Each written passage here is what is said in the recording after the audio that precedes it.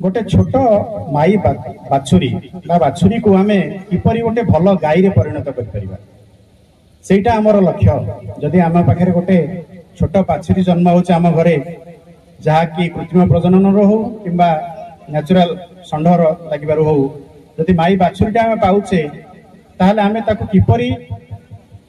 बढ़ाइबा जेमती से गोटे सुंदर गाई हो पारिबो आमे सेतरो क्षीर बिकी लाभ पाई परिबा। परिशेष आम समस्त उद्देश्य जो आम गाई पालन करुचे कि छेली पालन करुचे कि घुषुरी पालन कुकुड़ा पालन करुचे तादिहरु आर्थिक दृष्टि किसी लाभ पाइबा एवं आमे निजे स्वावलंबी हवा संगे संगे आम परिवार को ठीक रे भलरे चलाई परिबा। तेणु यही उद्देश्य रे जतबेला आमे प्राणी पालन करुचे बा गाई मेंढा छेली कुकुड़ा इत्यादि रखुचे आमे निश्चित भाव में जत्नवान हवा किपरि से माने भलरे बढ़िबे एवं बड़ होइकी निरोग भाव बढ़िबे एवं बड़ होइकी हमहु किछि लाभ आम पर मिल पारिबो। तेणु सार जमी कहते प्रजनन व्यवस्था मु गोटे छोट बाछुरी केमिति आम भल गाईटे तैयारी करि पाइबा ता उपरे सम्यक धारणा देवी हमर माँ माने अछंती जो माने एई हमर गाँ गहली रे मुख्यतः गाई बाछुरी पालन छेली मेंढा पालन रे मुख्य भूमिका ग्रहण करथांती सेमाने ही प्राय गुहाल देखारेखा करथांती भाई माने तांको सहायता करथांती सेतिरे। तेणु माँ माने निश्चित भाव तांकर अनुभूति थिबो किपरि आमे गोटे भल बाछुरी पालन करि परिबा। देखंतु जतबेले गोटे बाछुरी जन्म होउची से बाछुरी क्योंकि आमे किपरि निरोग रखिबा ता दिगरे प्रचेष्टा हवा काइना देखंतु हमर जलवायु रे रोग जीवाणु भरी रही ता सहित विभिन्न प्रकार कृमि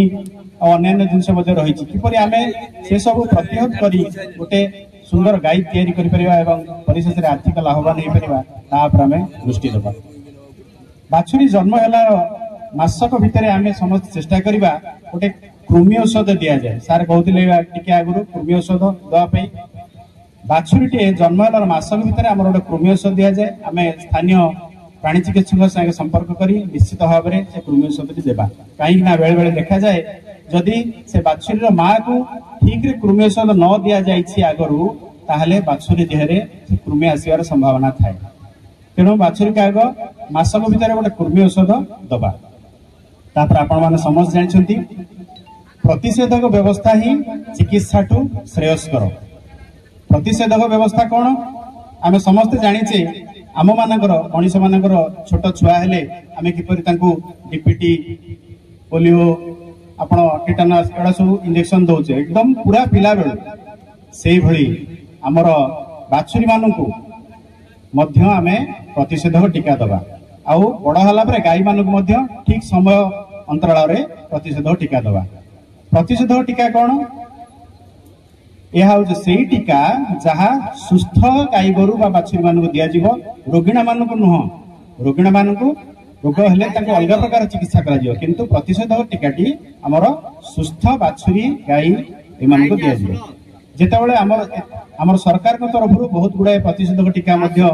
दिया जावा पे व्यवस्था करा जायछि। आपण माने समस्त जानिथिबे दउथिबे मध्य गाँ गहली रे हमर फाटुआ टीका कहंतु साहाण टीका बजबजिया टीका एवं छेली मानक पई इंटरोटॉक्सिमा टीका पीपीआर टीका ये सब जिनस रही। तेणु आम जो बाछुरी को 3 मास ऊर्ध बयस हो गला आम ताकू फाटुआ टीका दे परिबा एवं 6 मास ऊर्ध बयस हेले आम ताकू साहाण बा बजबजिया टीका दे परिबा।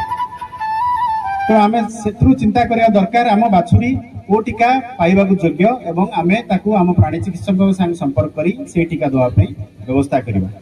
जेमती मु कहली प्रतिषेधक टीका देले ही आपण बाछुरी सुस्थ रहिबो ता देहरे रोग प्रतिरोधक शक्ति बढ़िबो एवं ताहा ताकू रोगरु रक्षा करिवो। हमर मूल उद्देश्य है केमिति ताकू रोग हबो नाही। तापरे बाछुरी बढ़िबो लागिवो तापे खाद्य दरकार। आपण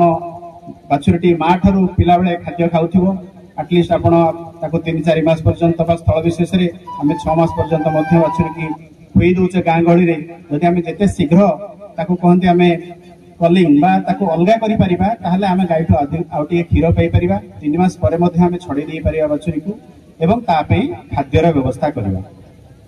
खाद्य व्यवस्था कले गोटे जदि आम संकर जातीय बाछुरीटे रखुचे संकर जातीय जर्सी संकर जातीय होल्स्टीन किंबा गिर जातीय बाछुरी कि साहिवाल जातीय बाछुरी ताको आम ठीक रे दाना देले से निश्चित भाव तार वृद्धि हम एवं आपण माने जानि रखंतु जदि आम गोटे संकर जातीय जर्सी बा होल्स्टीन रखुचे ताकू आमे मैच्योरिटी बा प्राप्त वयस्क हवा पे 1.5 वर्ष 2 वर्ष भितर आसीबा दरकार ताठू जदि देरी ही जाउची ताहले आमे लॉस आम पे लॉस तो आमे केमे 1.5 वर्ष 2 वर्ष भितर से गायटी गरम आसीबो एवं गर्भ धारण करिवार क्षमता प्राप्त करिवो से विषय रे जत्न नेबा एवं ता पे से वर्ष रे खाद्य व्यवस्था करिया जेम सार आगु कहि दैछन म ताकू विषय आ बुझेबिनी खाद्य जदि आमे ठीक रे दबा ताहले तार गर्भाशय वृद्धि एवं से प्रजनन क्षम हो पारिबो देखो गाय जते गरम को विशेष आम देशी गाय देशी गाय आम तो सब प्राय रखी पारे जदि शंकर जातीय गाँ गहली अधिक देशी गाय देशी गाय प्रायतः 2.5 वर्ष 3 वर्ष भितर प्राप्त वयस्क हुए और गर्भधारण करने को संभव हुए तेणु आम जो गाय को बाछुरी को सुस्थ रखा चाहूचे समस्त को प्रतिषेधक टीका देवा दरकार जो वयस्क गाय हो गला